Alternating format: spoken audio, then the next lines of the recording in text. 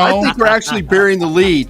Hey, OC, how did you know that Parsons was going to be able to rush the passer as well as he did? You're the only person I've ever seen to ever say that Micah Parsons could be a put his hand down guy. So I need that question answered. The OC. And Boss showed me. Ooh, wee. Got me a banger, bro. Your boy Boss done slept on it. And y'all know, when I sleep on it, I come up with answers. You want answers? Like, we must have got a guard. That's the only thing that would have made him do that. That's it. He know. He know. Cause he been watching Twitter, man. See, cause I've been hearing a lot of noise in the streets. But I need us to be serious about our ideas. So I got answers. Cause that's what you come here for. Answers. How to win. How to change. How to get better. Let's go. My reefer with Henny and Coke. Please don't be stingy, got plenty to smoke. Show up and act up and back to the crib. I do not stun, I just rap what I live. Seem like they doing the most for the clout.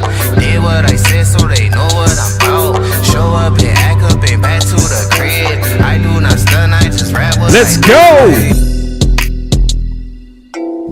Boss, show me. Man, I will. We got a lot to talk about. Real answers. Real answers, man. It ain't too late. We still in the thick of it. Shot it. Fight for, see, that's how to go out. Don't go out, just sit back. Yeah. Oh, I'm gonna take Matthew Golden. No, fight for, you want it physical. You said you want it physical. Fight for it. I still mean it. Yeah, so we gonna get to the answers. You just make sure you can handle the truth. You can't handle the truth. But this is our time. The people who tell the truth. Oh my God. Somebody else said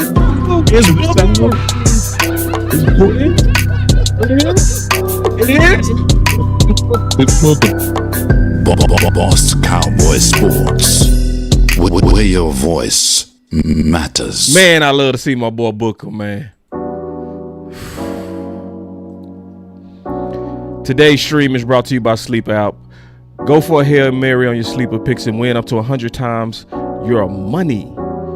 Use promo code BCS. And Sleeper will 100% match your first deposit up to $100 instantly.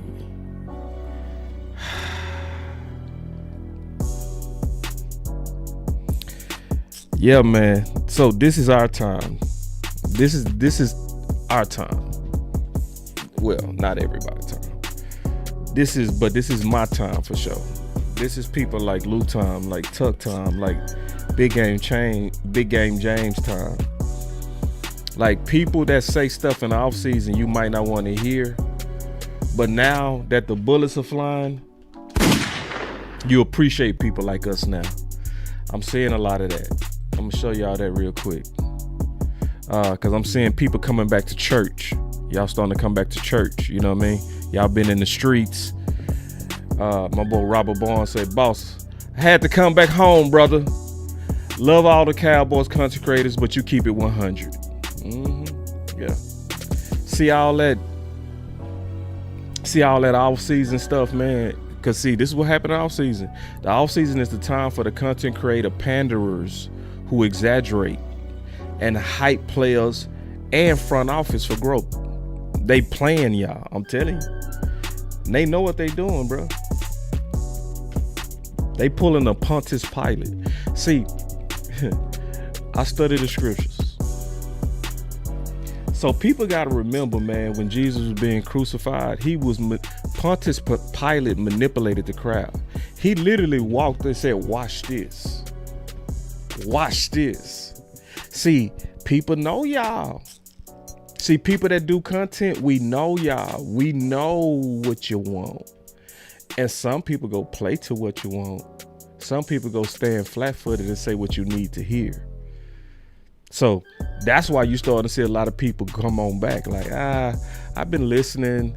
I've been seeing the people who were talking about Sanborn was Luke Kuechly. I see the people who was doing all that, and I see who was telling the truth the whole time. So, welcome back to church. Don't leave again. Because if I was telling you the truth, because some of y'all starting to come around on blue too. Y'all finally starting to come around.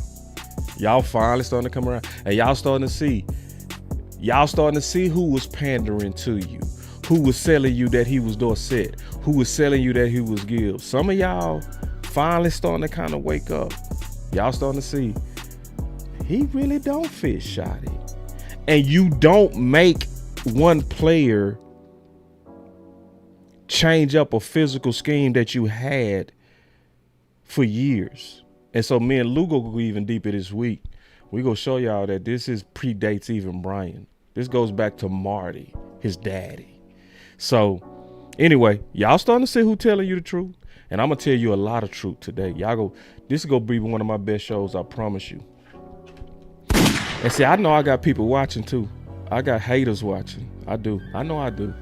See, I even got exes that I know watching. Cause I got exes that's angry. So, when the Cowboys lose, people like to see how I react. I'm fine. I'm fine. We're in the thick of it.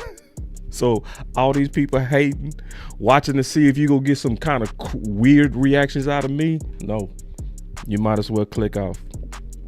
So anyway, all right, so let's get to the business. Let's get to the business of ball. The business of ball. So in the business of ball, what's going on in the streets real tough. It's a lot of talk of fire Matt Eberflus. And to be honest, if I'm being all the way honest, because that's why people come to my channel, bro. Because I'm not that person that's gonna pander to you. Because I'm gonna tell you what's popular right now. What's popular right now is fire Matt Eberflus. If you talking like that, a lot of people go like your content. But I was the person that was saying, you got to be careful to fire him because that's not easy to do during the season. But I think I figured out a way. Because I never want to present to y'all fake, false, emotional content that's not thought out, right? Because let's just think about the dilemma. Okay, let's just think about the dilemma, right? If you was to fire him, his staff remains. His install remains. The language remains. So you almost can't get anybody from the outside unless they are almost a defensive genius. Because this outsider would have to be willing to come in and be basically like a Barry Swistle was to Jimmy Johnson, but worse. Think about it. Take it easy on my back. Think about it. So let's fire him and let's get somebody from the outside. Okay. So this person would have to come in and literally learn their language, scheme against the next opponent while learning their language, learn all the players as they're preparing for the next opponent. It's only maybe 2 people I would even consider with a task like that, just because of who they are. It's only 2 people, Bill Belichick and Zimmer. Those are the only 2 people that I would ever even think could take on this task. Which means what? Hopefully y'all with me, because I ain't come here to lie to you. So I ain't gonna give y'all the emotional, man, we gotta let him go. Only if it makes sense to let him go. So I'm open to it. So how would we do it? because I'm looking in the streets, right? And Shane said, and I'm so happy to hear them basically on his head. And they doing a damn good job. And they even committed to some stuff, and I know they go do it. I heard Shane say today from Shane and Sean and RJ. It's Sean. It looked like Shane, but it's Sean. I heard him say, we're going to ask him about Donovan Wilson. See, that's doing the work of the Lord. That's doing the work of the Lord. That's when you standing out and you coming out front and you go ask the hard questions.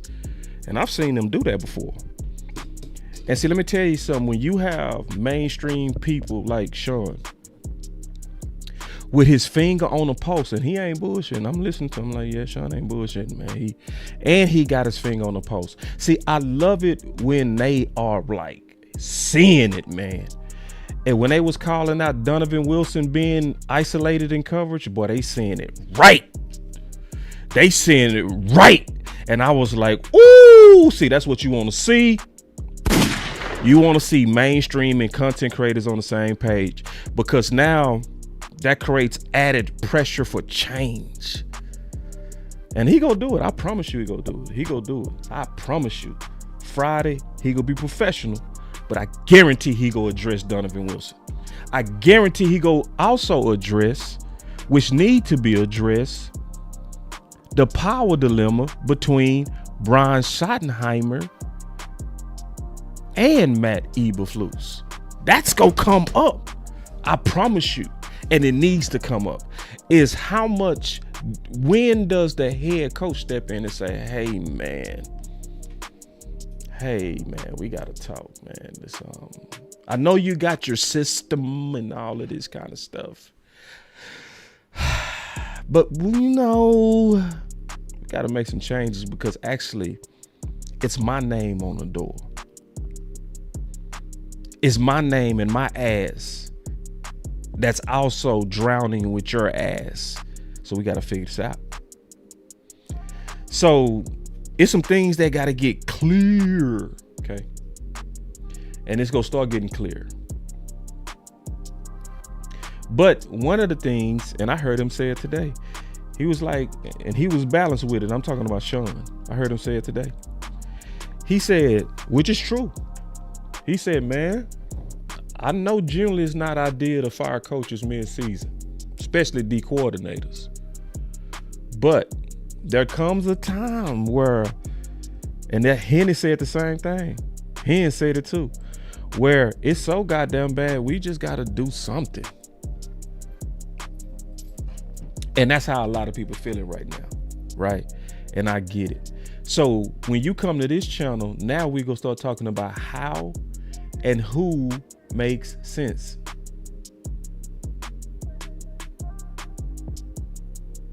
So let's talk about it. Now we finna start talking about some real stuff now. Now it's finna get real, okay? And now I'm finna start offering some real solutions, and that's what my channel is about. This is where I feel like I'm at my best.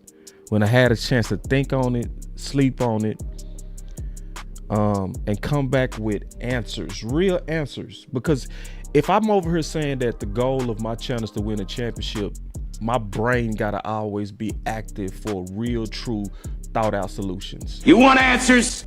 So let's start. First of all, let's start with Jesse. My boy said with no I. Now this is real now. This is real. Can you handle the truth? You can't handle the truth. Because he gonna tell some truth right here. He said, Nealon and Kenny Clark, y'all think changing the scheme will help this? Serious question.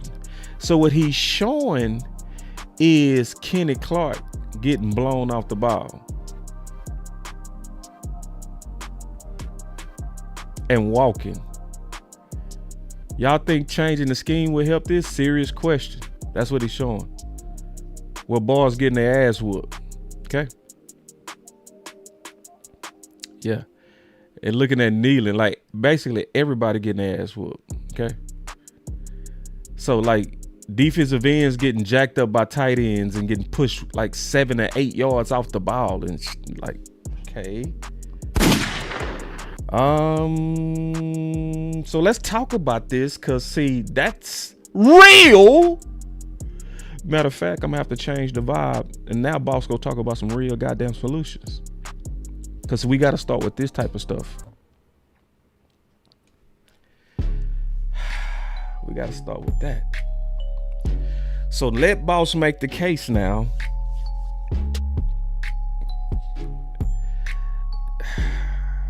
Now we finna really dig into this thing. In boss' opinion, bend don't break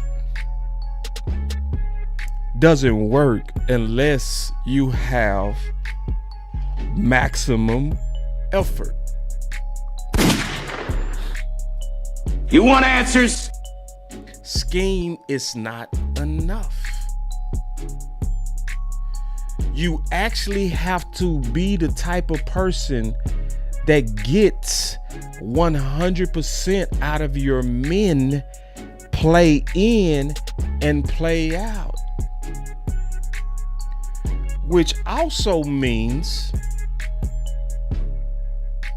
and Coach Marv would say it like this, you need a demanding coach. You need a coach, frankly, hopefully y'all can handle the truth. You can't handle the truth. You need an asshole.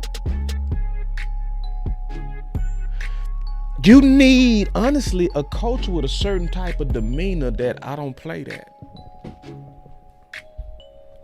You need a coach, honestly, that hardly smiles. He just so uptight.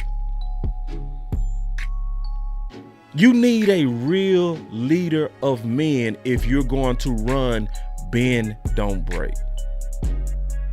So let's ask a question. When did bend, don't break actually work? And where did this coach get it from?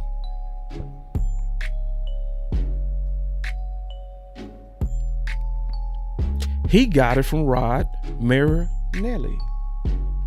What was the demeanor of Rod Marinelli compared to Matt Eberflus?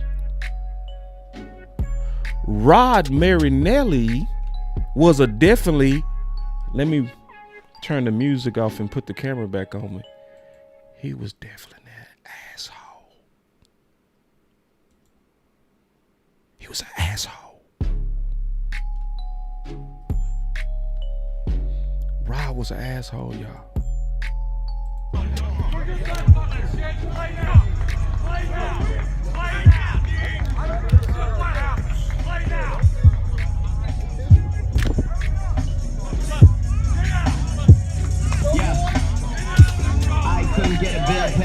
You couldn't buy the real thing. I was staying up in your place, trying to figure out the whole thing. I saw people doing things. Almost gave up on the music side.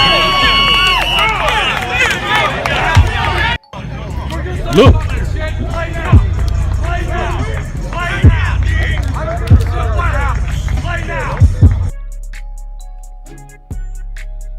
Have you ever seen Eberflus like that?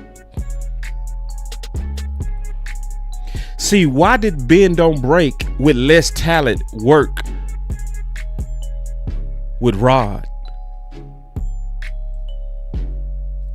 So we can't even talk about solutions unless we start really breaking down. See, right? Because see, now let's start trying to solve the puzzle. Let's start talking about how could you actually fix this if you was to fire Matt Eberflus? Because Jesse Holley is exposing something and showing something that we got to consider. It ain't just X's and O's. You need an asshole.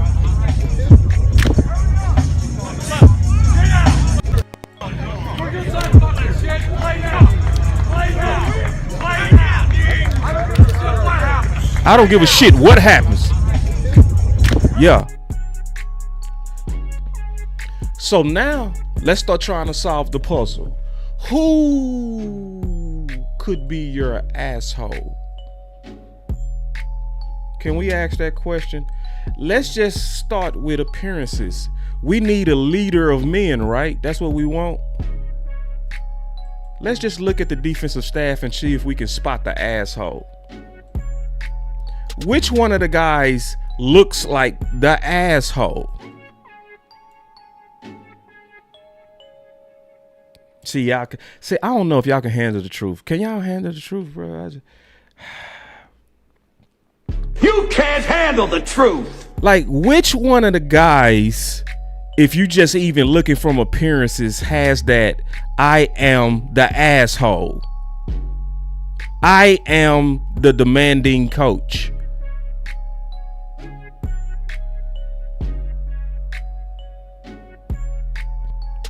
Nah, I'm serious. Look at it. I want y'all to really use your eyes. It's so it's obvious as hell. Okay, let me give you a clue. Everybody's smiling except one. My boy Paul hit it, bottom right corner. Who's the one who just always asshole looking, asshole acting like, God damn, can you smile?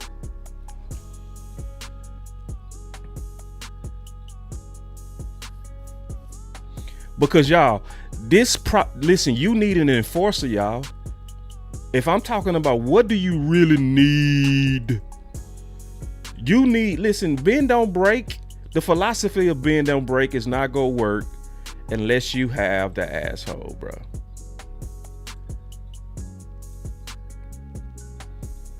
It's not. And I think if we was to rip the Band-Aid off, I would say it's white cotton.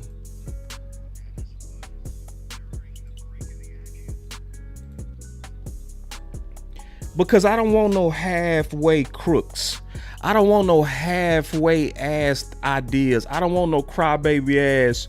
I don't want no crybaby ass. Oh, we need to fire Matt Eberflus, but you ain't even talk about a real, honest to God solution. You just mad. We need to fire him. Then what?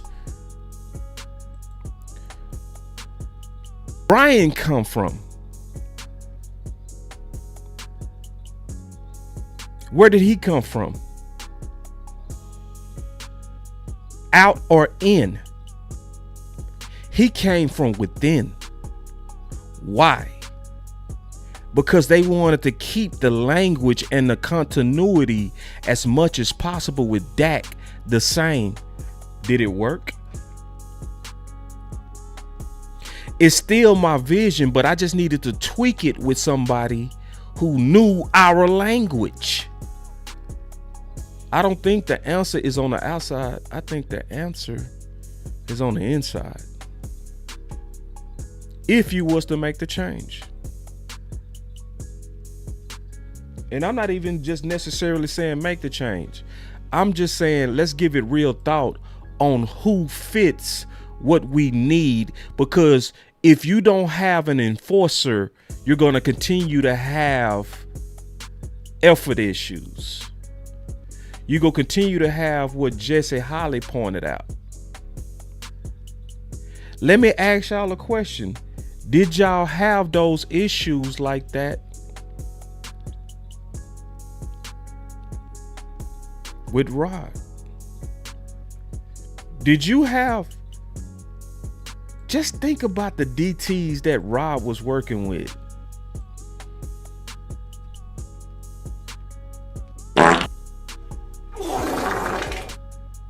Rod had absolute ass in terms of talent. In comparison, he ain't have no Clarks, he ain't have no Osas, he ain't have no Nealons. But you ain't see Rod defense getting done like this with way less talent because he was the asshole. Some people would say Nick Sorensen. Some people say Nick. Why? He was the only person, because see, you got to look at their resumes. See, I looked at their resumes, right? You got to look at their resumes. So you look at their resumes, man, and I'm looking at, now this is Aaron White Cotton, right? So if you're looking at White Cotton, the problem with White Cotton is you don't see defensive coordinator experience. See, this is the problem sometimes when you pigeonhole yourself as a coach into one thing, when you don't kind of bounce around to different jobs. When you kind of like the master of one, then you can get pigeonholed and people won't take you serious. That's a reason why Al Harris wanted more responsibility. Because if you're trying to prepare yourself to be a head coach or a defensive coordinator or something higher, you have to put yourself in leadership positions that looks as if you could be that guy. So the downside of White Cotton is you don't see the defensive coordinator experience. The experience you do see comes from Nick. So if I look at Nick, you see it. Former defensive coordinator from the 49ers, and so he actually wore that role before.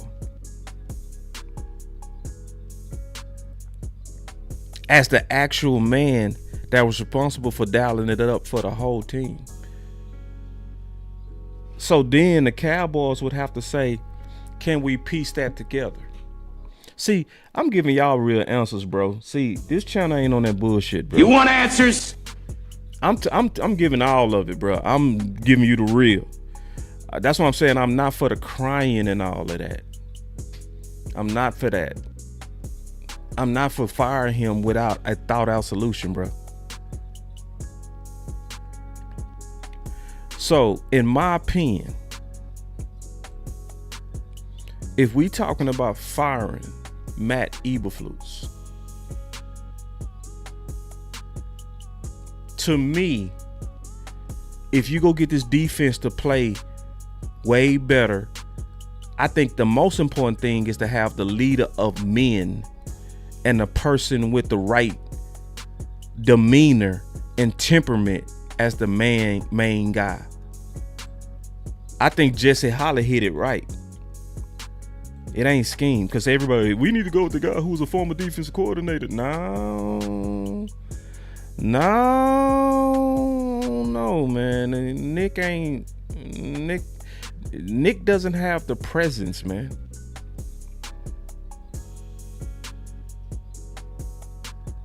I honestly believe that you got to start with the guy who has the asshole.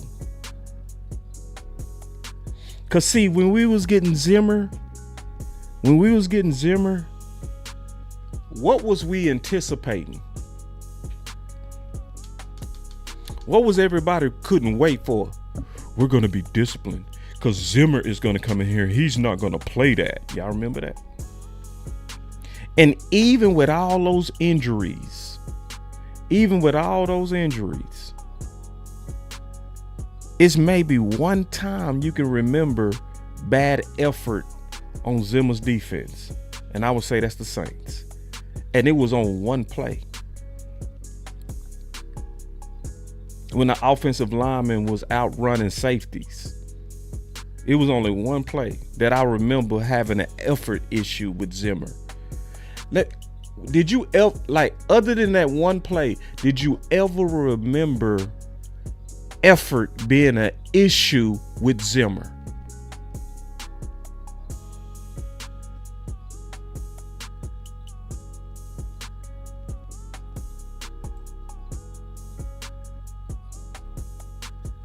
Have you ever seen what you saw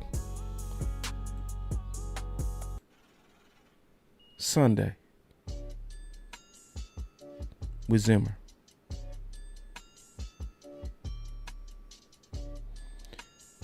The reason why I'm saying that's why I'm holding him as the guy if we was to go from within, I think we need to go with the guy that has no defensive coordinator experience.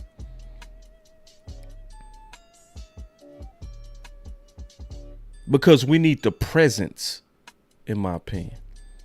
I think presence is just as or more important than X's and O's guy.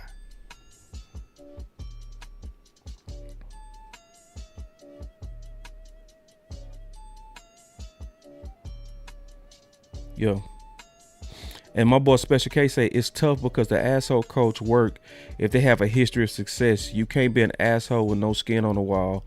That's why Bill or Rex or even Zen would be the best choice.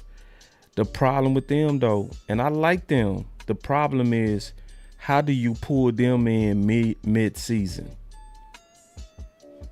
Because think about what we asking. We're asking them to take on Eberflus's staff, Eberflus's language, all the different checks and stuff that they have now have ingrained into their system from weeks and weeks of practice. Now you got to go get an outside coach to learn it fast as hell and prepare for the next opponent. It's tough. Yeah, it's tough. That's why I say we got to look within this year. Now, if Matt Eberflus don't turn the corner, absolutely we look outside after the season. But I'm saying the most serious plan to me is get the guy with the presence with no experience, the guy that's going to be the enforcer, the guy that you can look at his mugshot and tell he's the asshole. You can just look at his mugshot and see who's the person who has even the look of being demanding. Who is the person? Let's go with the guy who was the former D coordinator, Nick, special teams coordinator, because he has experience, but he don't have the presence. He is, to me, Matt Eberflus. But this is, so to me, if you want to line this defense right, Aaron will take care of the front seven, similar to what Rod was doing. And then you have a co-D coordinator, similar to what they used to have with Rod Marinelli and Chris Rashad, because Nick was also responsible for the back end of the defense before. So therefore, you could also have a change in your philosophies on the back end. So then let's talk about Matt Eberflus. The issue for Matt is two things, in my opinion. And I never had to do this until I had to deal with Matt. I got to go back to the Book of Boss. And I never had to deal with the Book of Boss twice on one person. He is the first person that I'm going to deal with twice under the same verses. So when I look at Eberflus, and let's talk about how to possibly fix him. The first thing that I see as a problem that's fixable is ego. Because he showed it. He showed it with Diggs. He showed it with the grits comment. He showed it. His stomach popped out. Trey Baltimore, 105.3 The Fan.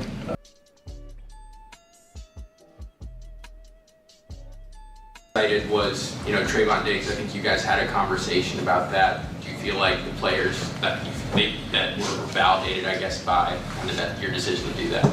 Yeah, we're going to make the decisions based on what we feel is best, and based on the matchups, based on what we have. And I don't like grits either, so. Dave. Trey Baltimore, 105.3 The Fan. See, he showed his ego with I don't like grits either. See, this is the problem with him not liking grits. I don't want to hear you don't like grits when grits was good. Now, all of us, your fans, was eating them grits versus the Jets, wasn't we? And we was praising the change, wasn't we? We was praising.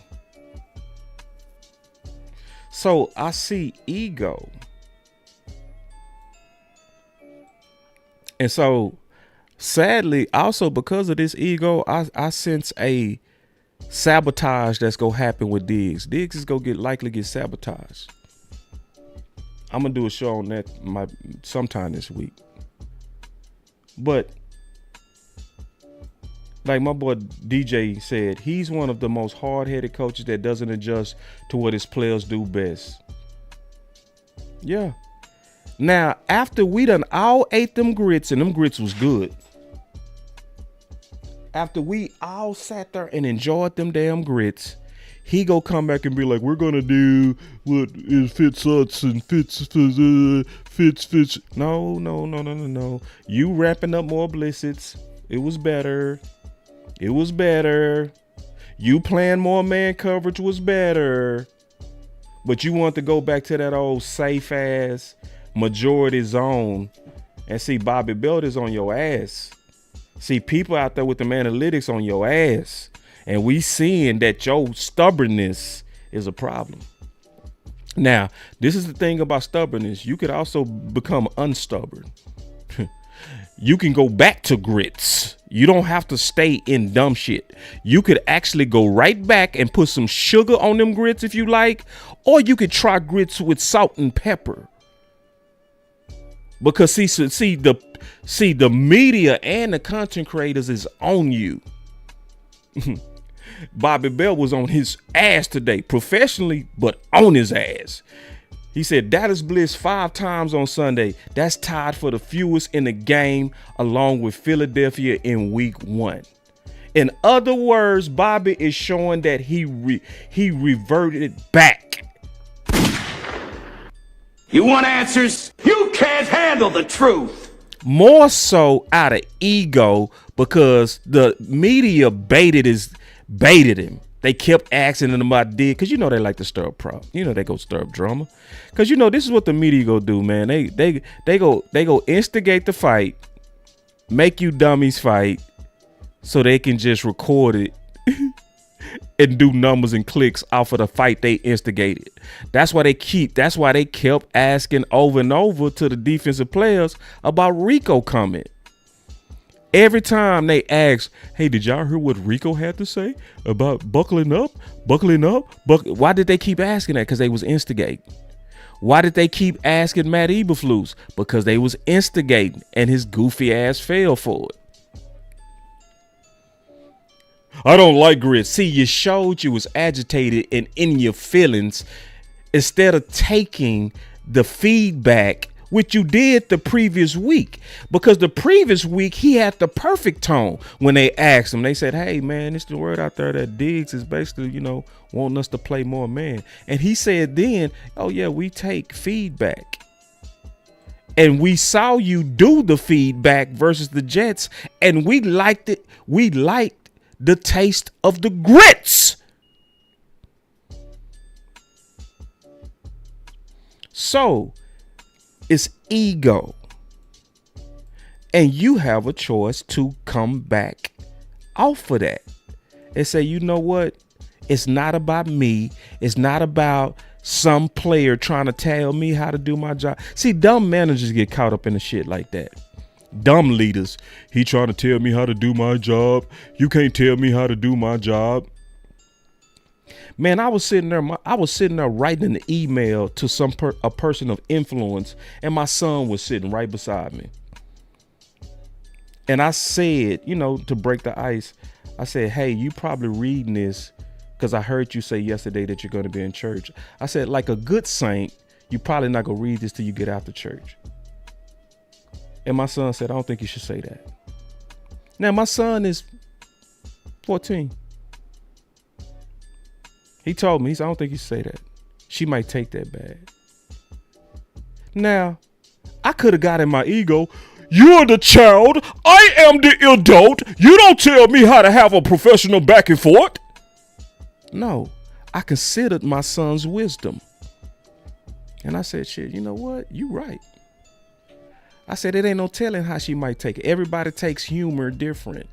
I'm going to reword this and come out safer. And I deleted it because I listened to the wisdom of the man, the young man that was under me. I listened to my own seed when it come to wisdom, because that's what we have to be willing to do sometime. Is Sam Walton, the person who actually started Walmart, said your best ideas come from the people that's under you. So you get these people that you can never question me. You can never. No, sometimes no. He didn't say it disrespectful, but he like, bro, no. We can do better than this. I'm better than this. Like, listen.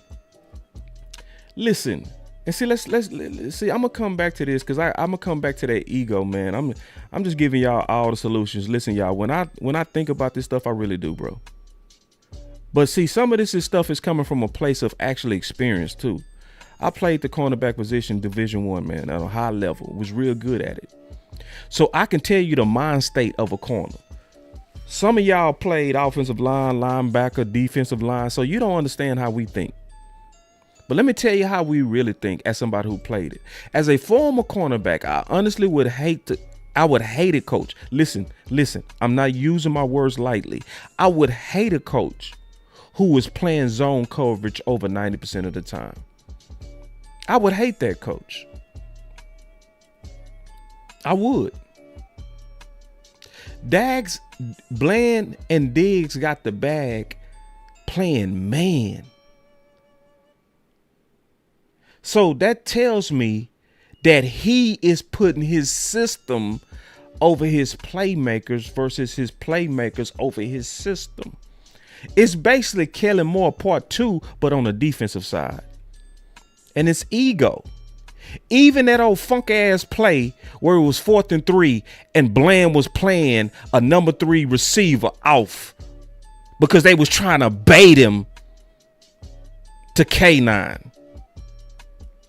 See, that's my system. I'm going to bait him, and then K9 is going to be able to get the interception, and my scheme is going to be the hero. How about just take Bland, who you just paid, man his ass up, and press the number 3 receiver to disrupt the timing of the quarterback and force him to have to make a real tight throw? How about we go with the athlete? No, it's that system shit, bro.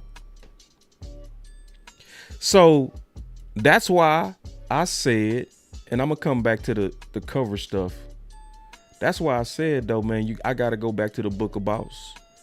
Cause under the Book of Boss, I really mean this. Hold on, it's not that one. Hold on, where's the book? Yeah, it's this.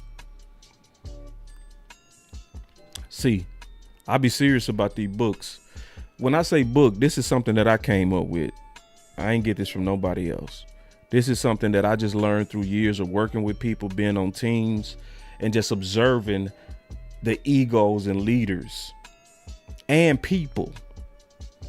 So I said, never work with or for someone who bets against you in any form. Because more than likely, the accuser will do everything in their power to appear right on their negative opinion. See, I don't trust Eberflus the more I think about it, because the more I think about it, remember they said it was a universal decision to get rid of Micah Parsons. And I had to think about that. That mean this man bet on his funky ass system over the playmaking of Micah Parsons. Why do you think Stephen Jones got up there and said, we believe we can scheme pressure? Who was the D coordinator that was likely selling him that bullshit?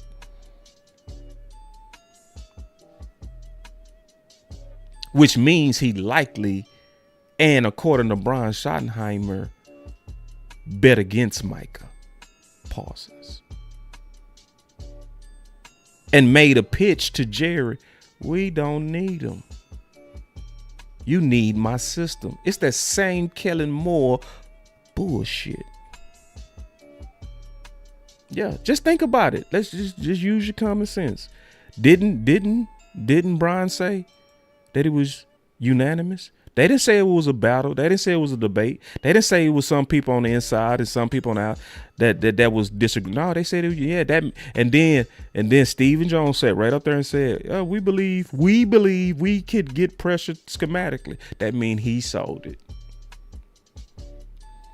See, these type coaches are dangerous. See, these type coaches is like, remember it was Kellen Moore that was selling we didn't need Amari. You need my system. You need my system. Yeah. See, these coaches, a lot of these coaches, they be like, and in some of these coaches, they really believe that. They really believe. See, I'm of the Jimmy Johnson coaches. You got different philosophies on this. Some coaches think they're so wonderful that they can get rid of greatness because of their intelligence. Oh, we don't need a Pickens because shit, if I'm the coach, we good enough without him. Yeah, you out your goddamn mind. You out your goddamn mind. You needed Pickens. Fuck you talking about? Everybody with common sense happy as hell we got Pickens right now. That's why all the smart people was pushing for wide receiver too. Yeah. Because we seeing the benefit of Pickens. I'm gonna talk about Pickens too, because there's some goofy shit that we need to get better at too when it comes to Pickens. For real. And I'm gonna come back to that. No, I'm gonna say it now since it's on my mind. Y'all need to start treating Pickens like you treated CeeDee Lamb while he out. Because let's be honest. Let's be all the way honest. Because see, y'all want to hear the truth. Y'all want me to lie to you. If I said I thought it through, bro, I really thought about this, bro. Come on now. In the pivotal last drive, would they have ran some screens if CeeDee Lamb was out there? You want answers? You can't handle the truth. Would the play calls have been check downs and screens with CeeDee Lamb out there?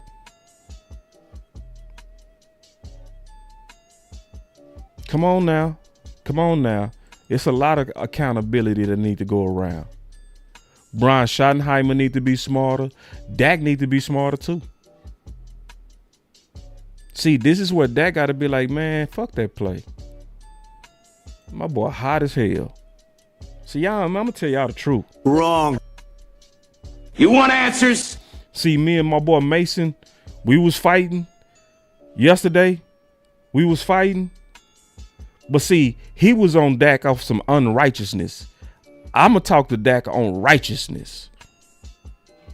It's like, you do need a little bit of, man, fuck that play. You need a little bit. See, Dak, you trust him too much, man. See, Amari talked about that, man. Remember Amari? And that's what got him in trouble with Scott Linehan. He kept it real. He was like, man, they sitting on our routes, man. They sitting on our routes. You don't have Pickens playing the way that he was. It's the last drive, and we over here like, hey, man, let's run a screen. No, hell no. No. I don't like it. Take it easy on my back. Take it easy on my back. No, I want to see you treat him like the number one that he is. See, y'all can't handle the truth, man. You want answers? You can't handle the truth. I told you, man, I thought about all this shit. It's like, say, no. Of course, we ain't gonna put the loss on Dak. We ain't stupid.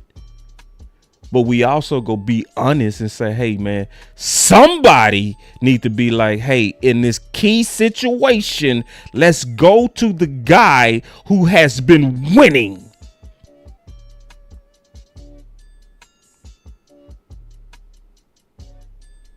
See, I'm telling the truth, man. Y'all just make sure y'all can handle the truth. You want answers? You can't handle the truth. Tell the truth today, man. I don't feel like playing with this bullshit. Like, we so close We so close, man. So no. And I'm sick of that shit. Stop treating CeeDee Lamb like he the only star. You got 2 stars. Even CeeDee Lamb said it. He said, man, I said it. We got 2 number ones. Ain't no. Just ask the question. Let's just be honest. What would have happened? Come on now. What would have happened if CeeDee Lamb? What did we do in Philly? His ass. CeeDee Lamb dropped, and we still kept going at him because we treated him like a number 1. And I ain't mad at that. I ain't mad that they kept going at CD. But you got more than CD. They treated CD like you're supposed to treat him. You dropped the ball. We trust you. You're our guy. Fuck it. Make the next play. They did right going back at CD. But you also got another guy. I want to see better from Brian. And I want to see Dak turn that knob to fuck it a little bit. I want you to turn that knob to, coach, I'm going to follow the play to fuck that play, man. What we talking about? My boy out here burning up. He hot as fuck. I done saw him hurdle people out here. He getting all the PI calls. He drawing them too. It ain't just that he getting the calls. He selling the calls. He got his head in the game like EA Sports. He in the game. And we ain't go at him at pivotal time? Hey, man, come on. Let's keep it real now. It's some adjustments need to be on all things, not just Eberflus. And I've been said, it's not even just. So, man, I'm going to keep it real today, bro. I don't feel like playing, bro. We just lost to some old. I lost some Panthers, bro. Shit pissed me off. We done lost to the Panthers, man. And Rico, man. It's a boy, I swear, man. Boy. Let me keep going. Let me go back to this ego, though. But I told you I was going to address that because it was already on my list to address that. So you heard me address it. And I meant that shit. But let me go back to this ego, man. We don't have to give up on Eberflus if he changes. You, Eberflus, just got to change, man. You just got to change. You can't let the media bait you. You can't get caught up in credit. You can't get caught up in trying to cover your ass by trying to make Diggs look bad and all that bullshit. You can't get caught up in politics. Let's go back to common sense, man. Let's go back to grits. Let's go back to grits. And see, I love that I had a real good conversation with Jesse. Me and Jesse went back and forth on this. And it was fair. And I like Jesse because you want them counter arguments to what you're saying. You know?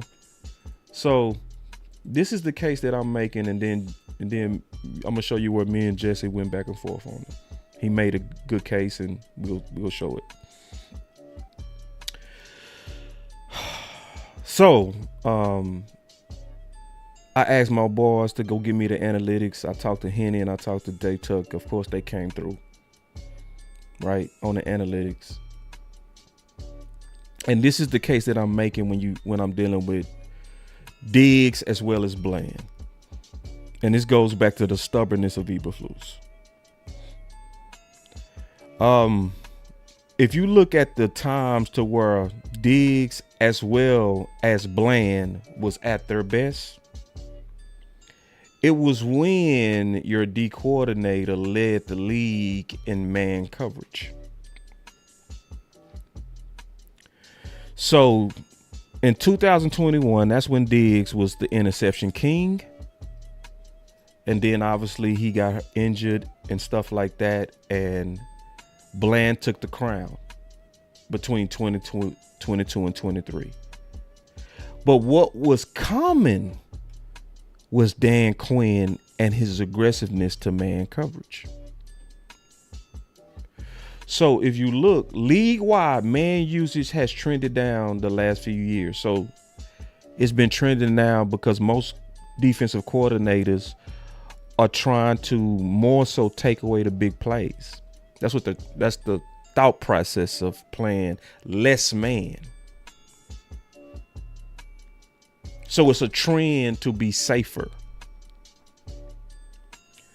But then if you look at the details, hold on, my boy with the super chat, he said Matt E is what I call a schmuck, arrogant, out of touch with his players. I smell it too, bro. I smell it. I can't ignore that smell, Truth. My boy Truth only with the super chat. He said, and like one of these CEOs who completely tone deaf to their employees, I can't lie and act like I don't smell what you smell, my brother. I smell that. And appreciate the 10 bones on that, bro. That's a damn good super chat. You right on time with that. But I'm still giving him a chance because I want to give him a chance to change as our D coordinator. And this is why we present this type of information, because see, I notice about coverages ain't major to adjust your coverages. That's not like rocket science, bro. I played corner, bro. My coaches used to call that position brain dead. It's that fucking easy. See, it ain't like offense where you got to remember a whole goddamn language. 29 elephant banana, 5 wide, 85 on 3. Hut, man, corner ain't like that. Corner is not like that. Corner is universal. Man, press man, off man, cover 2, soft cover 2, cover 3, cover 4, match coverage. That's about it. They say the likes are low. Get the likes up, y'all. I'm giving y'all some game, bro. Come on now. Y'all ain't gonna do your boy boss like that. And I get it. Sometimes I know I'm cooking too. So when I'm cooking, that'll get you caught up to what I'm saying. You forget to do you forget to do the Lord's work and hit the like. So hit that like, man. I'm over giving some top card. I'm giving you analytics. I'm giving you real solutions. I'm not giving you just anger. I'm giving real things that I really believe can make us better, bro. I thought about this today. I gave it a lot of thought today. I talked to a lot of people today. We got you some analytics today that's making sense. I'm working, y'all. So if you ain't even super chat, at least give your boy a like. God damn. And I know y'all gonna come through for your boy, man. Y'all always doing our ads.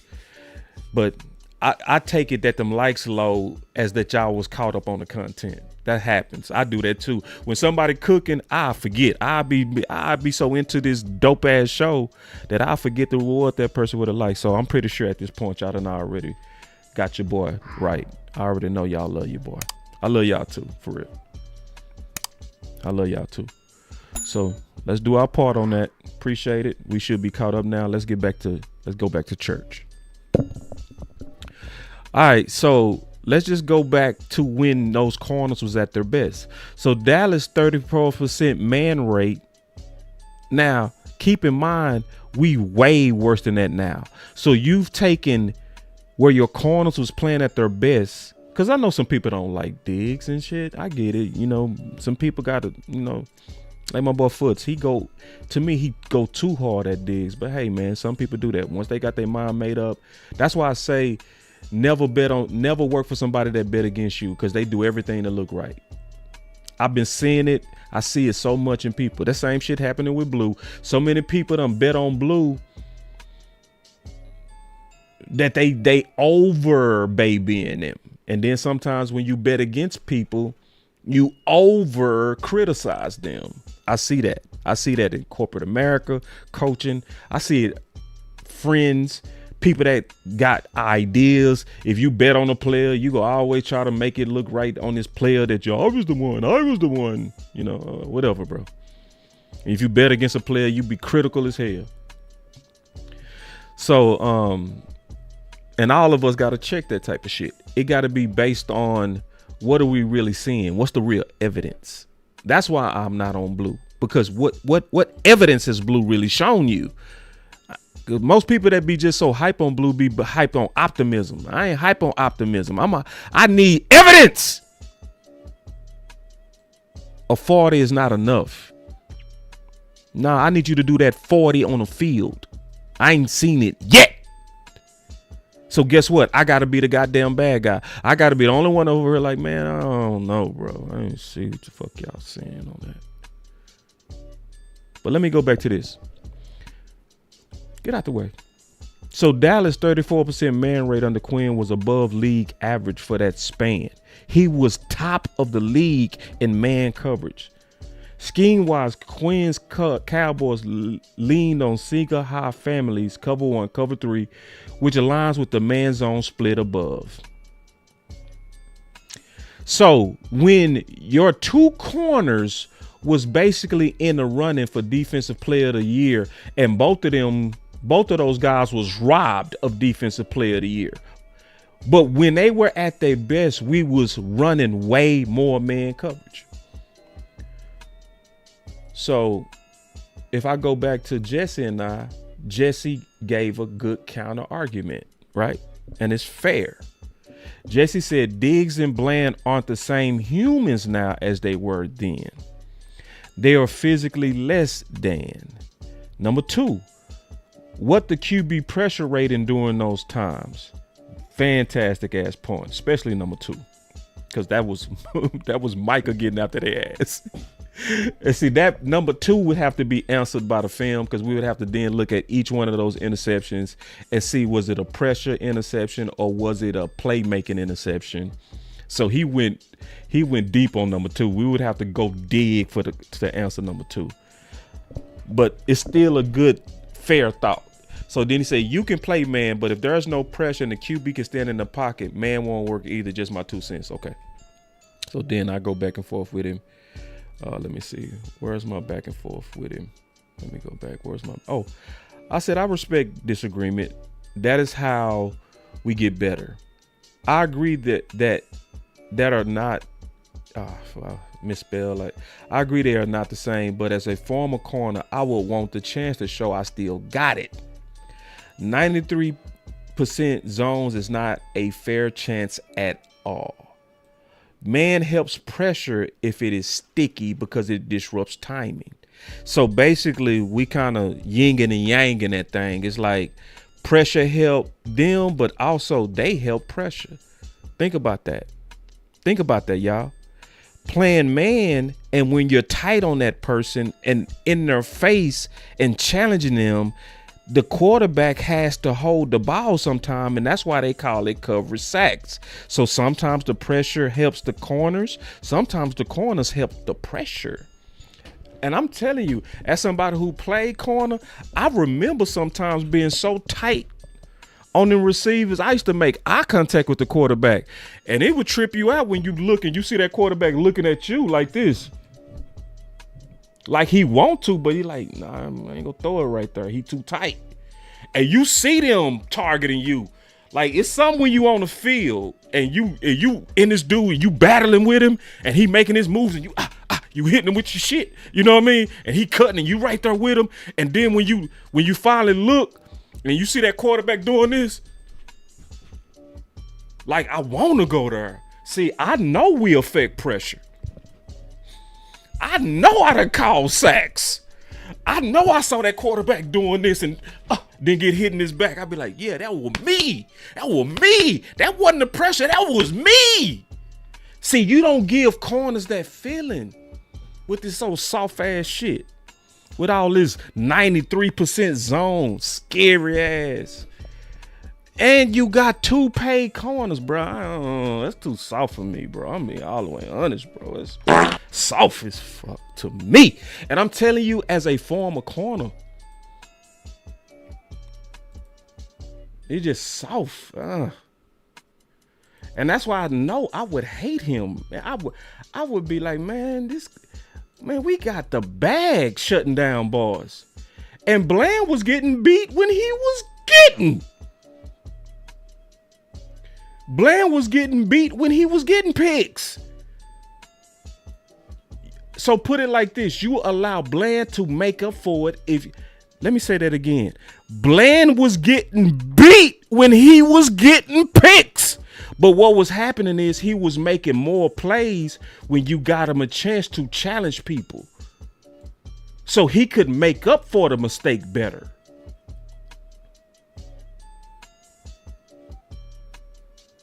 So hold on, let me see. Oh man, hold on. Okay, I can't find it, but we shook hands. I can't find it. Hold on real quick. I'm trying to find it where me and Jesse were going back and forth, because it's a good back and forth. Y'all give me a second to find it real quick. I gotta find it real quick. Let me find it, man. So hold on real quick. Cause it was a good back and forth. Cause I like balance. Okay, here it is. Found it. Y'all know I was gonna find it. So when I said I respect disagreement and all that, and he said, I know it isn't real games, but I would like to believe that they practice, man, in practice and going up against 88-3 might get you a good indication of what Sunday speed would look like. But I absolutely get and understand what you're saying, because I was basically saying, man, give me a chance. As a cornerback, give me a chance. So then I said, yeah, at least I want to see grits, man coverage on a higher rate than when it is in games. That way we can compare and contrast. You're right about practice can be indicators for sure. Over focus on practice can miss the gamers like Charles Woodson. So we just, having a healthy back and forth.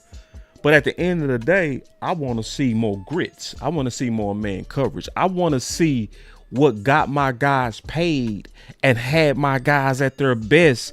I at least want to see them in that position more than 7%, more than 5%. Ramp them up to at least 20%. I ain't interested in, but when we put him in, man, he got beat. You talking about that one fucking play he slipped, man? Y'all ain't finna come in here without all that super hard critique because he slipped and all that. But we ain't gonna try it again, man. Nah, bro, we not finna play all soft and scary because a person slipped. So basically, Eberflus, I need you out your ego. In a nutshell, I need you to actually try grits for real. Cause see, don't lie to us. You tried grits and it tasted good. Even if you don't like grits, guess who like grits? We like grits. Hey, chat, did y'all like grits? I want y'all to really answer the question. Did y'all like the grits that y'all saw with the Jets? Did y'all like those grits?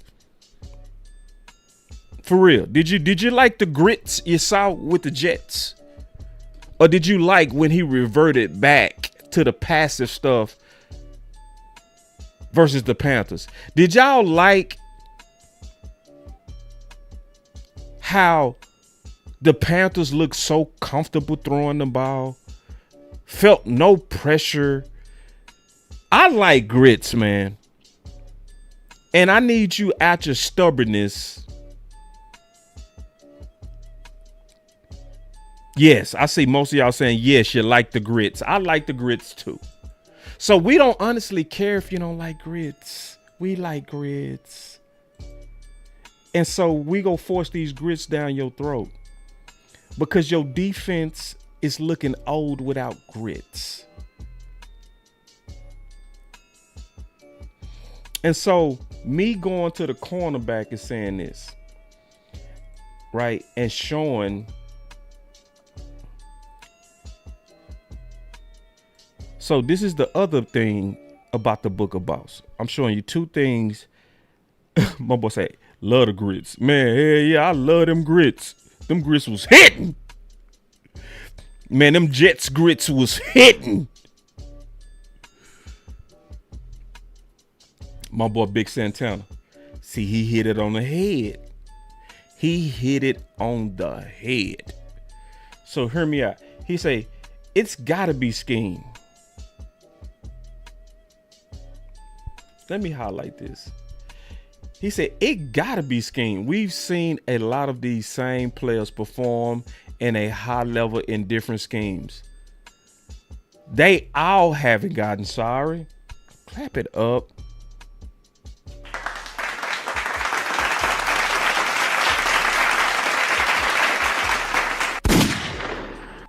I'm gonna give him 2 claps.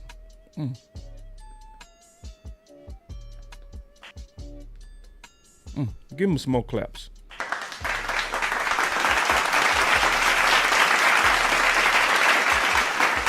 That brother's name is Big Santana, one of the OGs and originals of the channel. He been rocking for a long time, straight out of Dallas, Texas. My brother Big Santana, very, very cool dude, very good, cool dude, common sense guy. But he opened up the door for me to talk about the Book of Boss. Because the Book of Boss states, and when I say Book of Boss, this came from me. Okay. This is something that I originated. This is something that I've observed, something that's always true for the most part. I ain't gonna say always, mostly true. But this is how you start to really, because when you seeing chaos, how do we snuff out what the real problem is? So if an individual is playing bad, isolated from his position group, then blame that individual for his foul play. A perfect example of that particular quote is Donovan Wilson. He's playing bad, isolated. Now, the whole unit is not bad, because when Wanye out there, he's not perfect, but you don't see the big plays and blown coverages and isolations on him.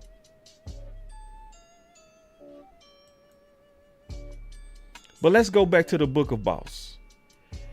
If an individual is playing bad, isolated from his position group, then blame that individual for his foul play. But if the entire group plays badly, then you blame the coach. So I know some of y'all got a hard on against Diggs. It's real obvious when people do. It's like, bro, you overreaching like a motherfucker on Diggs. It's cool. But what's going on with all the guys?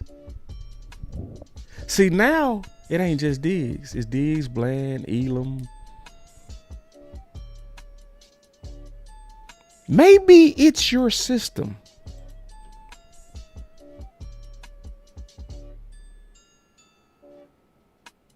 Because the same thing happened with Amari Cooper.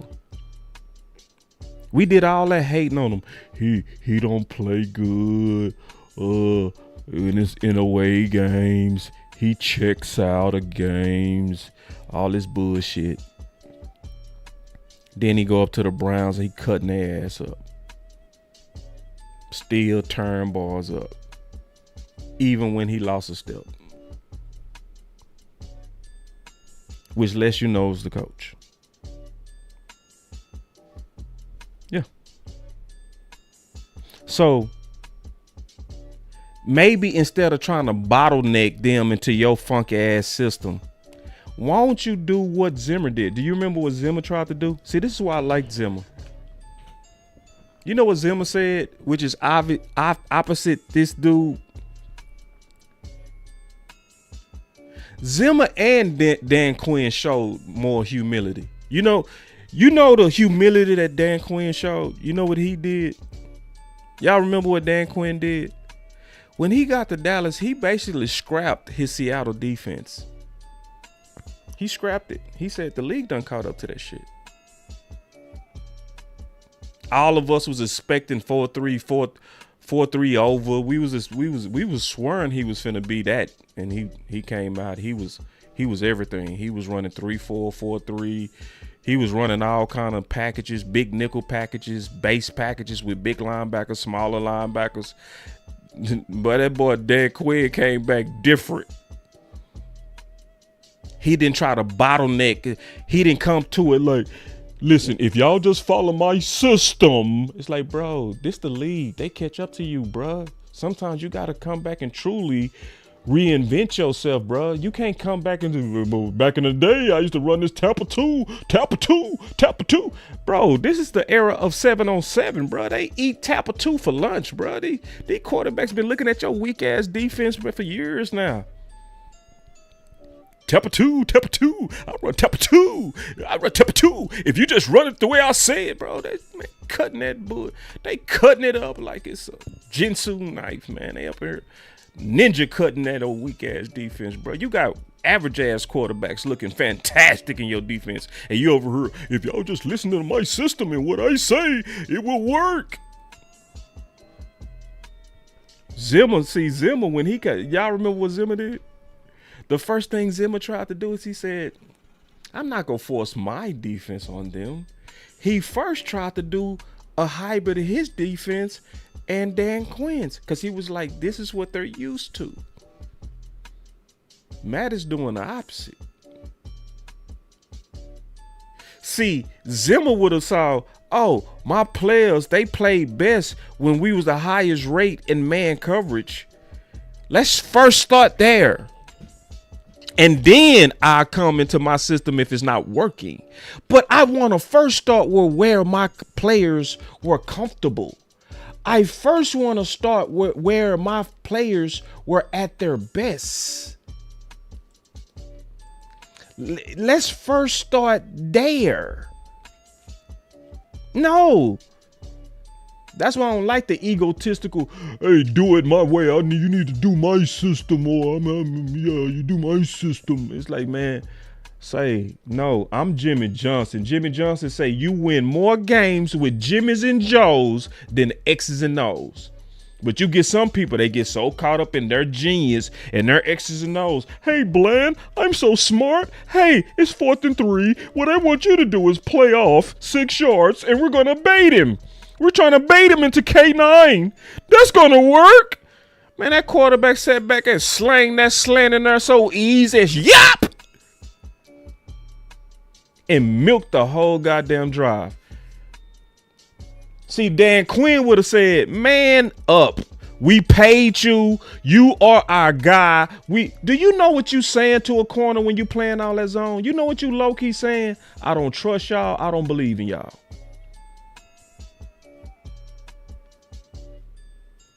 And both of these dudes are paid.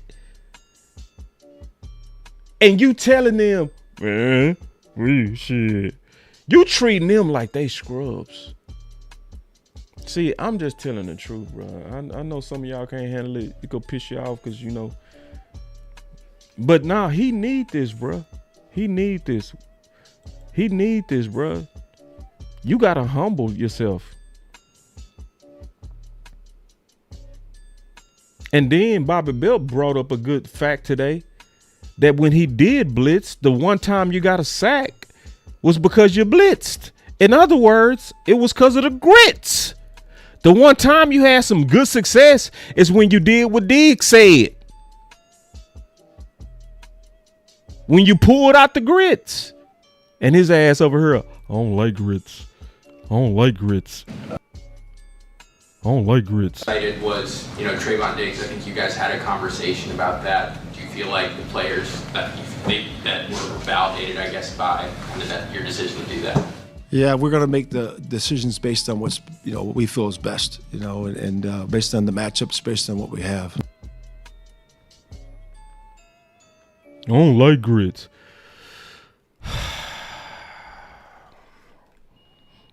All right. A couple of more solutions that I slept on. Because I do these type of shows to correct the problems. That's why I say I try to do content, championship content, like real content. Like what's going to make us better the next time. I swear I think like that. I go into my shows like, okay, what's going to have us better for next week? I swear I do. Let's just talk about a few more. And then I'm going to take some calls. If I feel like it. I had a problem with the thought of linebacker, right? And added a linebacker because adding a linebacker is almost similar to adding a coach. It's one of the hardest things to do. It's possible. It can be done. Right? It can be done. But adding a linebacker is one of the hardest things to do because it's the same thing, especially a green dot, where you're coming in, you have to learn the language, You have to be able to line everybody up. You have to make sure that on instinct you're hitting the right gaps based on the opponent of that week. So you got to get a lot of things to become muscle memory real fast. So the thought of saying we need a linebacker almost sounded and made me think, because you can do it, it's possible, but it's not as easy what people make it sound like. Especially because linebackers are your quarterbacks of the defense, right? So that's why getting rid of Matt Eberflus is hard, and you better have a well thought out plan, right? Same thing with linebacker. So I was talking to my boy Black today, because when people say stuff like, man, we need to get a linebacker, I'm going to also push back at you and say, hey, bro, it got to be the right linebacker. Got to be a linebacker that likely fit a scheme. It got to be likely somebody that's going to have a shortcut to the language. Because I heard people would say, what about Eric Kendricks? I would say that's actually a bad idea. Why? Because Eric was a fit to Zimmer's defense. He knew Zimmer's language. He knew all the keys. That's why he was a good mentor to the linebacker room and why he was a good addition last year. He would be a bad addition this year. So Black came back and he said, what about Tremaine Edwards?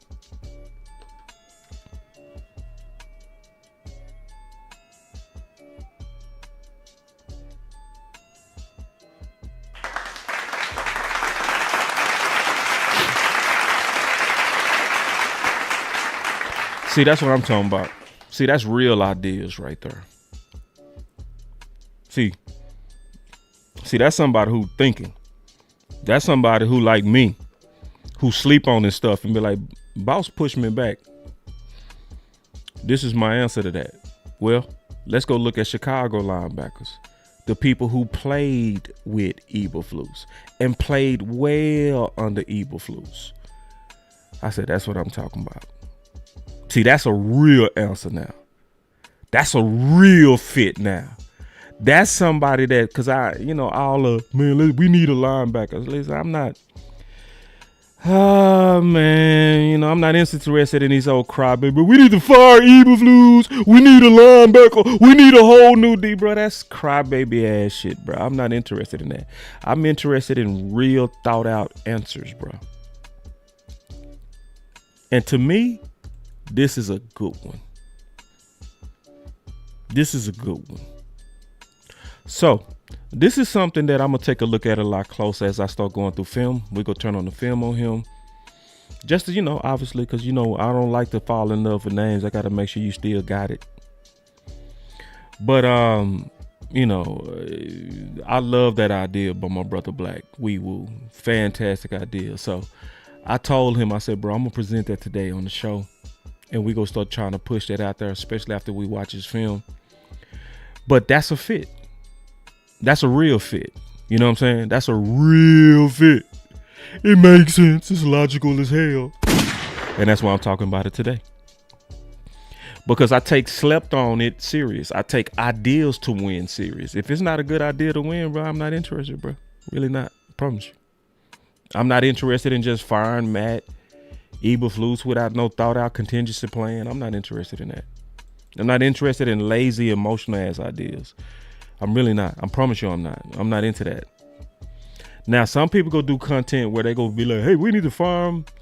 And they know it's a mob. It's an angry mob. And they know fans want to hear that. But no, I'm not interested in just trying to stir up emotions like Pontius Pilate did when he was trying to crucify Christ. I ain't interested in that. That's just my style of content, bro. Some of y'all bore me. I ain't gonna lie. You bore me. You really do. It's like, come on, bro. It's like, I really do like serious conversations. I hate complaining people with no, and I don't know if he's available. Angie, I don't know. This would be something likely Dallas would have to want him real bad, because I don't think Chicago is a fire sale team at this point. I know if they are a fire sale team, but I do like the idea. So if I was going to join the crowd of we need linebacker, because to be honest, I already said that linebackers going to take a couple of weeks. I already said it, I would give me personally, I would give the linebackers one more week before I panic. Me, and I already said get him a couple of weeks. This is the first time they had to be thrown out there. It's an instinctive position. It's a cerebral position. You got to be lined up. You got to read your keys correctly, and you got to do it right the first time and get that instinct right the first time. It's the type of position, if you really understand the position, that sometimes it's ugly before it's good. It's similar to quarterback, right? Expect your quarterbacks probably on their debut to look bad. See, that's why so many people mistakenly gave up on Trey Lance too fast, and a lot of people gave up on Joe Milton too fast. It was a whole lot of people. Joe Milton came out there, had a stinky ass preseason. Everybody like, oh, I was wrong about him. Man, get the fuck out of here, bro. Some of this stuff is process. Sometimes you got to let them stink it up, coach them, get them better. That's how linebacker is, especially when you're dealing with those fast-moving cerebral positions. That's why Dak looking so good right now, because the game is truly slow to him now. You can see Dak sees it faster than ever. It took him though a while. It took Romo a while. Romo said Romo said the game didn't slow down to him to year 7. So Tremaine Edmonds is somebody I'm gonna be taking a look at, especially if the linebackers play bad this week. But see, let me tell y'all something, man. Being all the way honest on linebacker, some of these people on some trying to be right bullshit on Jack Sanborn. Listen, y'all ain't fooling me. Listen, Jack would have looked like trash Sunday because the defensive line looked like trash. Oh, I think if Sanborn would have played, it would have made a difference. Man, get the fuck out of here, bro. No, bro. Them dudes was getting... No. Sanborn looks good when Clark looks good. Sanborn looks good when Osa look good. If Clark looks bad, he looks bad. The thing is, y'all haven't seen him play when that D-line got their ass whooped like that. You didn't see that. So... y'all can't run that game on me, bro. You can run that game on people that don't pay attention. Ain't no way we can show what... Let me just go back to this real quick, bro. So this is what some of y'all trying to sell us to believe. Y'all trying to sell us out for your egos because you done already said he Luke Kuechly. You trying to make yourself look right on that bullshit. You trying to make me believe that Sanborn, when the DT's getting blown off the ball like this, would have just made a play. Get the fuck out of here, man. Oh, the linebackers would have, Sanborn would have just he would have just ran through all of that like Luke Kuechly, and he would have been like Sean Lee, and he would have figured out a way to find a gap that ain't there. Man, stop the cap. I swear, bro. I be seeing through this old fraud ass shit these boys be on. It's like, bro. So anyway, yeah, it's that ego shit. It's one of those, when they bet on you, they go try to look right. When they bet against you, they go try to look right. It's the same thing. Yeah. Most people not fair and balanced. Because if Sanborn was balling and where he's good, I'm going to say it. I'm going to be like, yeah, in the A gaps, he good. A and B gap, he's good. When Clark and them playing good. See, I'm going to keep it real, bro. I ain't that dude. So, all right. This is the last idea that I have to improve.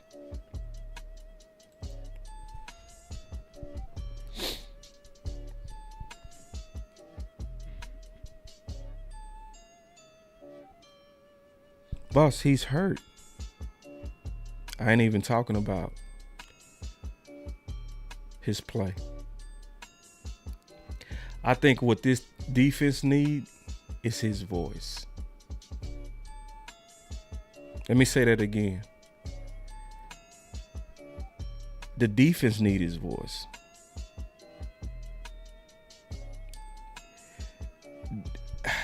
As I slept on this game and I saw the effort that Rod would have went crazy on, I just said, okay, what does this D need? This D needs somebody that's respected, that can tell them this some bullshit. Let me be honest, you lost that when you lost Tank. You lost it when you lost Micah. Because who on this D has respect? Who on this D was the gladiator enough to where when I said, listen, motherfuckers, we need my man voice. So listen, bro. Yeah, hey, wait, man, you used the MF word. Yeah, I did. See, because I remember, do y'all remember the 2016 Detroit game? Do y'all remember that game? Who remembers the game in 2016 with Detroit? Let's test y'all football savant and your memory. We was playing to clinch the division and home field advantage. Detroit was trying to still get in the playoffs. It was a late season game like week 14, but it was still a very important game. We both had stuff on the line. We had a home field advantage on the line. We was trying to get that bye in 2016. It was important. So guess what happened? Detroit was running the ball right at us.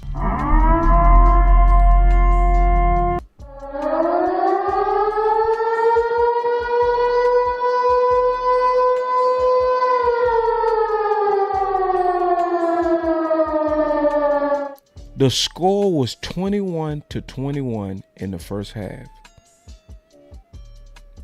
Y'all remember that? Yep, it was the Dez left-handed to Witten. It was 21-21 in the first half. DP Johnson, I love you, my brother. Listen, listen, I knew we had some savants in here. I knew we had some savants. I knew we had some people that remembered the details. Of course, DP remembered the details. Sean Lee went crazy. They say Sean Lee went crazy on the sideline, and he went even crazier on the defense at halftime. Went crazy on them. The score was 21-21. The end score was 42-21. The defense shut their ass down. And it had nothing to do with X's and O's. It had everything to do with an ass chewing from a leader. Somebody that said this some bullshit.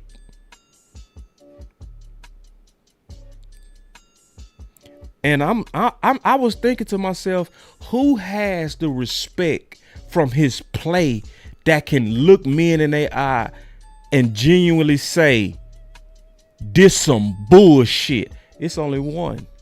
Even while he injured. I think Overshawn the only one left. See, because Micah Parsons called him a leader. Micah Parsons. And he didn't call him a leader because he talk a lot. He called him a leader because of how he play. See, some people play so hard, so consistent, so brave, so G, that they have built the respect to look you in your face and tell you when it is not good enough.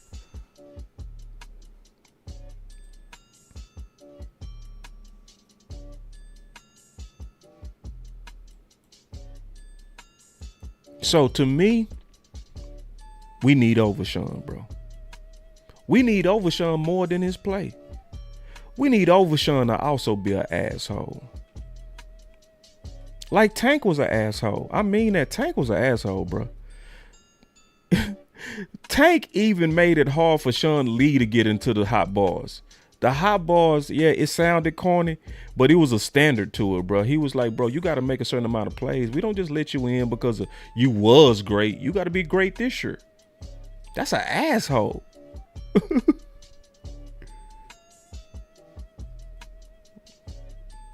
So anyway, man, you know, these are all the ideas that I have that I think could help us turn the corner. Matt Eberflus, specifically as a recap, I'm going to recap everything quickly. As a recap, I think you need to get out of your ego, stop worrying about people making you look bad in the public and all that, and worry about what they saying true or not. Stop worrying about this man trying to tell me how to do my job. Don't worry about all that. Was he telling you the truth? Did he make sense on what he said? Just like my son. My son made sense when he was telling me how to deal with somebody that I was actually trying to get a deal from. He made sense, so I listened. I had to get out of my, I'm the dad, you're the son, you supposed. No, he was right. So I took heed and I did what my son told me to do. I think you need to do that. I also need you to take a clue from Dan Quinn. I think you need to take a clue from them and try some grits. I really do. I think you need to try some grits. Your grits is what made your corners play at their best. What had them as defensive players of the year? Maybe you don't go as aggressive as Quinn, who led the league in man coverage at 34%. Maybe you take it up to 15, 20%. But 5%? Oh, hell no! No, God! No, God, please, no! No! No! No! Bring it real back. He just speaking his mind. That boy with the shit. What the fuck is that? 5%, bro. What the fuck is that? Matt Eberflus, I tell you what, if you go back to grits, if you gotta go out, that's how you go out. He took his destiny in his own hand. You'll take your destiny back, and we'll have your back. All we want to see is the grits that we saw with the Jets. We'll go from shooting you, hating you, pissing on you, challenging you, thinking you ain't shit, to saying, hey, he made the adjustments. We like him. Keep him. We need him maybe be our next head coach. We would change. We would go from hating you like we hate you right now. But we do see you, though. We see your ass. We see the ego. So that's one. That's one change. Two, if you don't change, we need somebody with the presence. Somebody that's going to demand the effort that it takes to run a bend don't break defense. We can't have soft demeanors. In my opinion, you can't have no soft demeanors. I would rather give a coach the job that has no experience, that has the right demeanor, than a coach that has the experience that his temperament is soft as fuck. We need a leader of men. We need a demanding coach to run a bend don't break defense. I need a coach that's gonna get in your ass. We need a coach that has a track record of checking boys, getting in boys' faces, ain't afraid to get in their best face. That's honestly what we need. We don't need those linebacker. If you gotta go upgrade linebacker, go get one that knows his scheme. Go get one that you could actually fit quick. You're going to have to pay for it. But that's if we're trying to solve the problem. Give Pickens the ball, especially in pivotal situations. Treat him like CeeDee Lamb, Brian Schottenheimer. You go have to probably put your foot on Matt Eberflus' neck. And you got to treat Pickens like CeeDee Lamb, sir. Dak, you got to sometimes say, fuck that play. I know you respectful. I know you trust the coaches. I know you like, let's run a play. Let's trust in the vision. Sometimes you got to be like, nah, bro, I'm going with who hot, man. I'm checking out, bro. I'm $60 million. I'm $60 million quarterback. Executive decision. I need Dak to turn up that fuck it, man. And I need Overshawn to lead. Because he leads with his play. I think he need to kick some people in the ass like Sean Lee did. Go ahead and fully assume the leader that you are. Take what you was born to do. You was born to lead these Dallas Cowboys. You got the temperament. You got the swag. You got the attitude. You are truly that guy. Take it. I don't care if they look at you like you young. Fuck that. You the dude who actually bust some ass out there consistently. Notice he was the one that had a problem with the word soft. Ain't nobody else say shit but him because he an alpha. I met him out there in training camp and I told him, I said, hey, bro, I was one of them dudes calling y'all soft. I said, I wasn't talking about you, though. I meant that, too. I said, I called y'all soft. I wasn't talking about you. But who was the dude who was like, man, we got a problem with that? Who spoke up? Who spoke up? Because he's a real alpha. I guarantee you this. I bet you $1 million. Rico would have got his motherfucking bell rung if he would have been playing. I guarantee you he would have took that personal. He old school. He a Texas boy. I ain't trying to say we better than everybody, but Texas is different here, man. Football a little bit different here. It's a little bit gangster. It's like y'all got to come to Texas. You'll know what I'm talking about. If y'all ain't that, people that come to Texas, y'all be like, damn, y'all take football serious. Hell yeah. It'd be like gangs down here, shit. It'd be like my hood versus your hood, country versus the city. It'd be real as hell. It'd be, man, our stadiums be bigger than NFL stadiums. Not that big, but they definitely be as big as college. The whole town will come out. You want to see a whole, man, say, boy, it's different. That's why he took South personal. But I need you to check your teammates too. Real talk. And, you know, I'm going to keep it real, man, because lying the balls ain't going to never make them better. I got to tell you the truth. Piling paper, got them talking nice to me. Down the bottle, it be going right through me. Brown baby, down to take a flight to me. They think that I'm stunting, but it's slight to me. Piling paper, got them talking nice to me. Guess that's why the labels want the rights to me. CD on my back and it feel light to me. They think that I'm stunting, but it's slight to me. Let's go, man.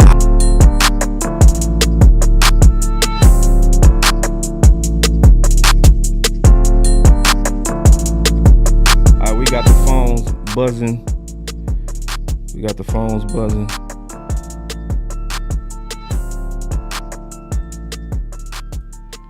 All right, let me see what's going on. Let's get up in here. All right, y'all not calling in yet. See, y'all make me lazy when y'all do that. Don't call me out of sympathy either. I don't want to hear that. Listen, if y'all don't call in, y'all know what I'm going to do. I'm going to get off.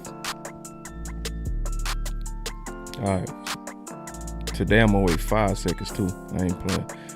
1, 2, 3, 4, 5.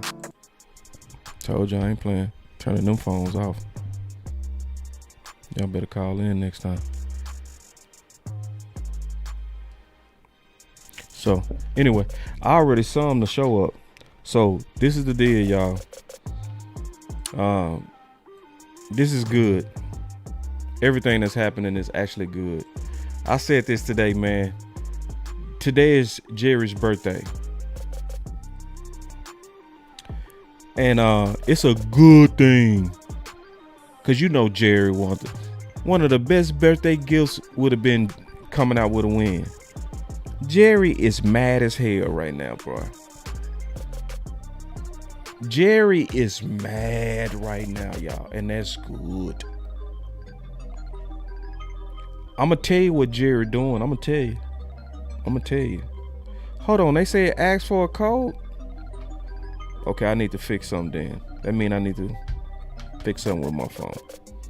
We'll do the phones tomorrow. Sorry, y'all. I see y'all say y'all tried to call in. My bad. I'll fix the phones. I gotta go see what's going on with them phones. Cause it shouldn't be asking for a code.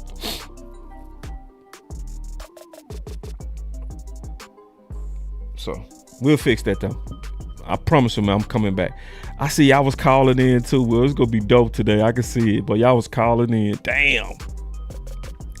Now this is a dope show. My boy Warren Duncan say, damn, I'm late, bro. Listen, this is one of them shows, bro. If you want answers, this was your show.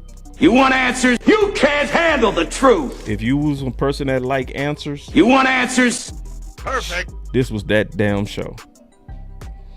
Yeah. So listen, I'll fix the phones and I can call you too, bro. I can call you Black. Cause I can make an outbound call. Let me call my boy Black. I'll at least get one call in here. It's gonna be an outbound call. Let me see what my boy Black talking about.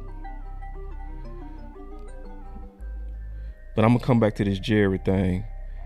How really this could work for our good. Cause I'm telling y'all, Jerry is mad.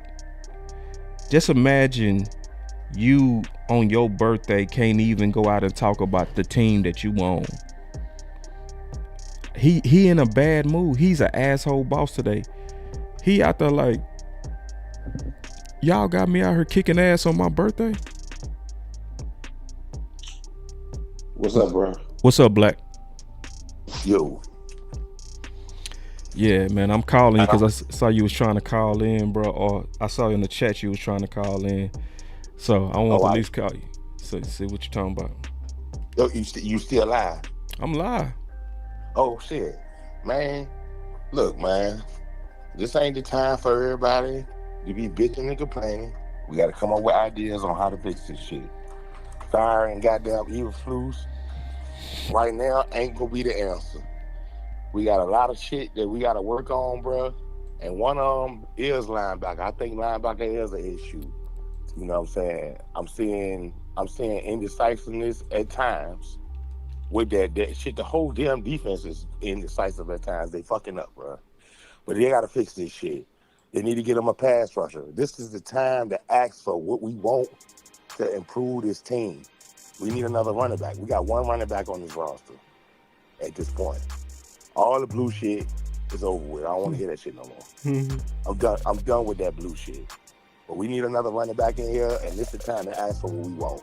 Get that man a pass rusher. You know what I'm saying? Get him the linebacker he need, and let's rock out. Bench Dono ass, and I want to see some Marquise Bell. We paid Marquise Bell this past off season. I want to see him on the goddamn field. That's all I had, bro. Nah, man, I appreciate it, and I did come up with a solution to get rid of Matt Eberflus. So when you get a chance, check out the show, and we'll talk about it. I'll call you. That was my dog, Black.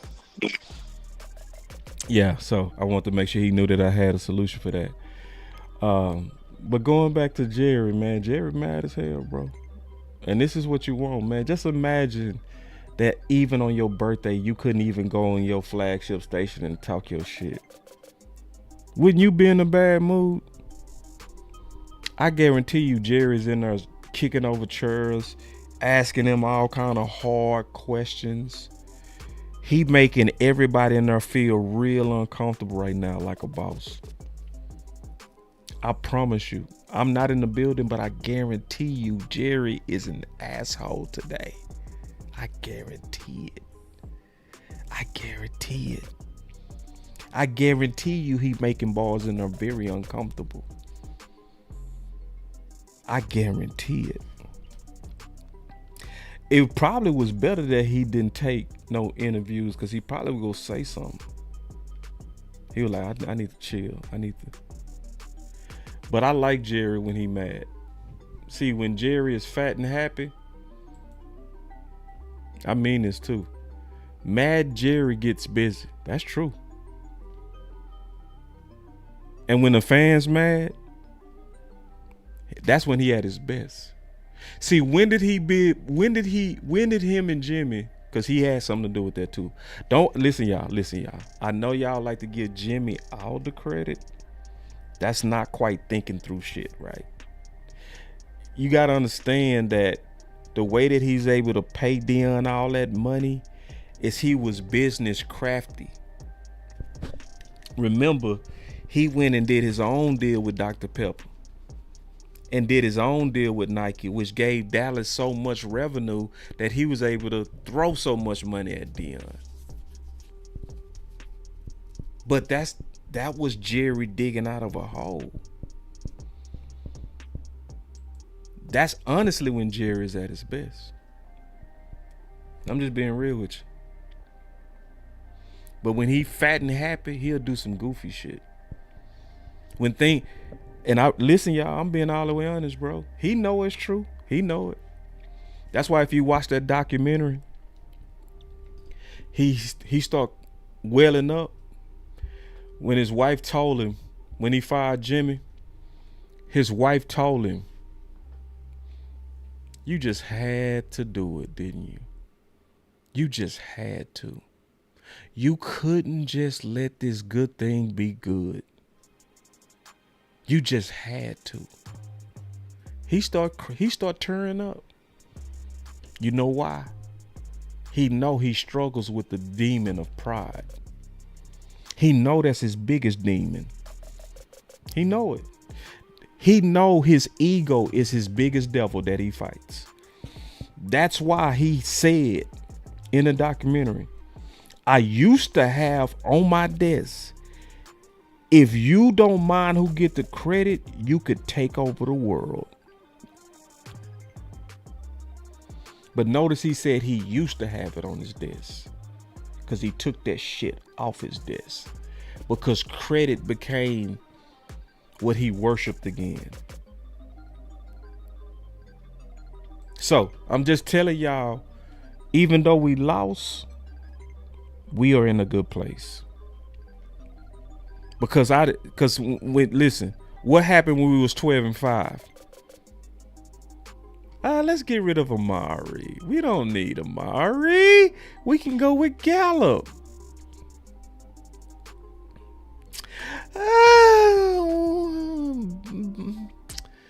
Bobby Wagner. We can go with LVE. See, that's when he's fat and happy. But when we was 3-4,